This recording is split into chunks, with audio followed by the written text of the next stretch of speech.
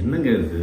யாரோ ஒருத்தர் எதையோ உளறிக்கிட்டு நான் ஸ்பிரிச்சுவல் குரு அப்படின்ட்டு கண்டதெல்லாம் பேசிக்கிட்டு இருந்தா உடனே நீங்களும் ஒத்துக்கிட்டு பெட்ஷீட் எல்லாம் எடுத்துக்கிட்டு அப்படியே ஒரு 100 பேரெல்லாம் போய் உட்காந்து முன்னாடி கண்ணை முடிக்குவீங்களா? என்னங்க, உண்மையான குருன்றவரை நீங்க தேடி போவேன், அவரே உங்களை தேடி வருவார்.